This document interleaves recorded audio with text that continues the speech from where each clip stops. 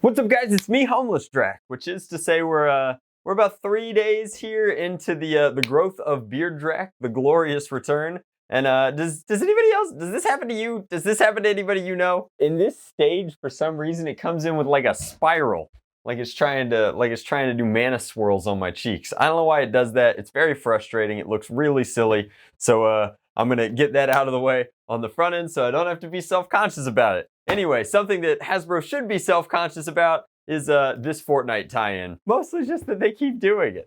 Like, the Fortnite blasters continue to be overpriced and underperforming, but this one's kind of interesting. It's the pump shotgun. The only Fortnite season that I really played was Season 1, and I remember back in Season 1, this gun was bustedly good. Basically, all shotguns were really good in Season 1 because I think that nobody had quite figured out building quite yet. A lot of that close quarters combat with such a flawed mechanic like Bloom in the game, CQB Fortnite was much better. If you're gonna play with Bloom on everything, you might as well use the Bloom King, which is the shotgun archetype. So this is a $30 mistake over here. And if at this point in the video you don't think that I'm being too cynical, the reason is this is a single shot breech loaded pistol effectively that just so happens to be the length of my arm. Now, if you're looking for a prop, awesome. It's a $30 prop. That's not bad at all. But it's a single shot Mega Blaster that costs 30 United States dollars. That is to say that even Hasbro has offerings that cost a third of that price. And honestly, if the Fortnite lineage is anything to be believed, probably perform better. That said, if you're looking for shotgun flavor and you don't mind the fact that this isn't a shotgun at all, since it only fires one dart at a time, this could perhaps scratch that itch for you. But I think that shotguns should be things that fire more than one dart at a time, or at least have the ability to hold more than one dart on board at a time. But it comes with 4 darts. Maybe there will be a pleasant surprise in here. As far as I can tell, it's got a breech loading compartment and a pump action grip.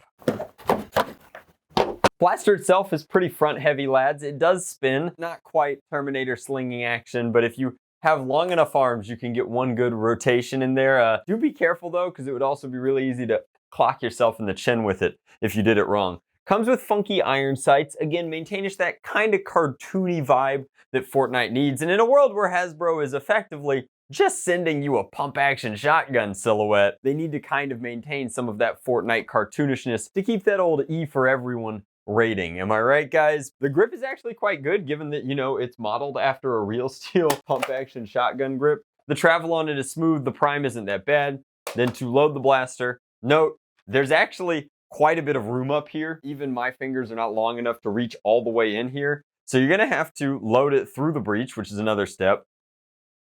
Get that dart in there, load one in. You could close this independently, or as a fun feature to reduce the amount of operations from like 17 down to 15, they'll let you close it with the shotgun breech. Now, once you've closed it like that, you shoulder and fire, and it actually sounds like it's got quite a bit of pop to it, which for a $30 single shot, it ought to. But again, that's 1 action, 2 actions, 3, 4, and then 5 to fire. I guess the only thing worth checking out here is whether or not it has slam fire. I highly, highly doubt it, but we'll go ahead and load one more.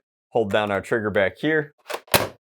Hey, it does have slam fire. Is there any point to having slam fire in a single shot blaster? You be the judge. I don't know. Slam fire when it came out, of course, was very, very cool. A very exciting feature in the NERF Raider, which was a high capacity 35 round drum pump action primary. And in that case, it made a lot of sense to be able to go particularly because, you know, HVZ was in its golden age and you had a lot of zombies to slay. You needed that rate of fire manually. So I do like that it has that feature. That means that the trigger linkage, as long as it's gotta be for something like this, must not be bad. Overall, I mean, again, like, it's gonna come down to the same critique I've had of all of these. Blaster is a cheap video game tie-in. It's a great video game tie-in. The focus here is clearly on aesthetics. It looks exactly like one from the game, and it takes a coloring inspiration that's safe for outdoor play. A lot of orange on this guy, definitely the right direction to be headed. That said, it does look like a boomstick.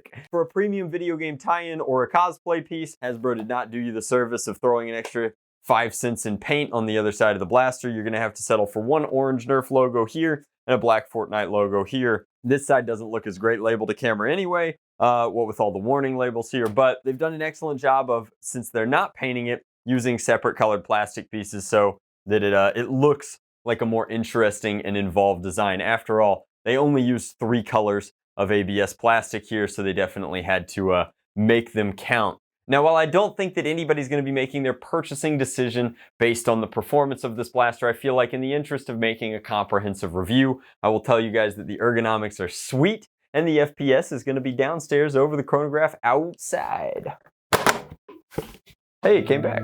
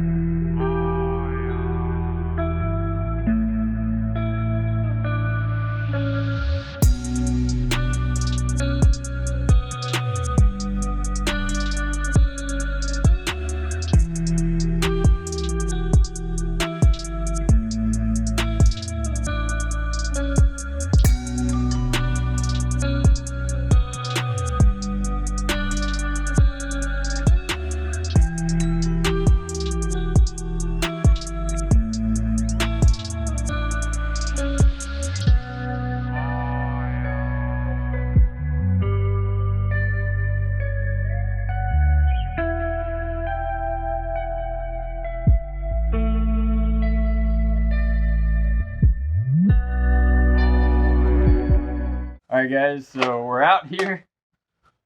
We'll run a couple over, I suppose, give you a rough idea.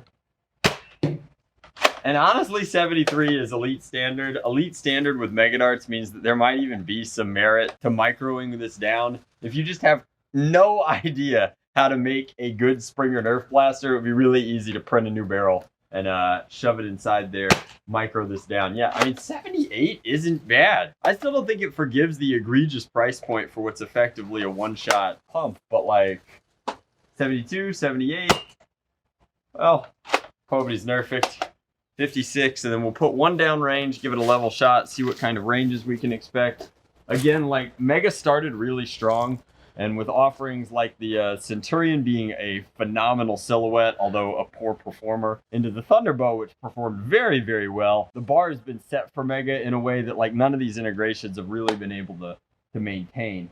One level shot, and honestly not terrible. I mean, that's a 45-foot shot flat out of a Mega Blaster. Not so bad. So overall, the primary advantage here is, again, you're getting that Fortnite silhouette. You're honestly getting something that's a really cool, real steel inspired sort of shell here. You do get a lot of shell for your money, if you want to think about it that way. You just don't get a lot of blaster for your money. And given that the primary customer for this blaster is going to be children who don't know any better, I think it would have been really cool to see them integrate any kind of element of play outside of the blaster action, like anything like a way to make noise, or perhaps some sort of sound element where when you did, like, can you imagine? I would be singing this thing's praises so hard if they had put in the in-game noise for when you primed it back, it went shh, and then when you fired it, it went pew. That would have been really, really cool to kind of add to that sort of role play element for a blaster that is so clearly role play focused. As far as the actual ergonomics of it go, again, I have no complaints there. Everything about it is comfortable. It's one of the best triggers Hasbro's put in a Springer in a very, very long time. And here it goes again. The overall length of it is actually quite substantial. For the average, you know, Fortnite player size, like, this would feel really, really substantial in the hand. It's a lot of blaster for $30. That said, it's not a lot of blaster for $30. Let me know in the comment section down below. Are you a major Fortnite player? Do you think that this is something worth doing? And would you pick one up?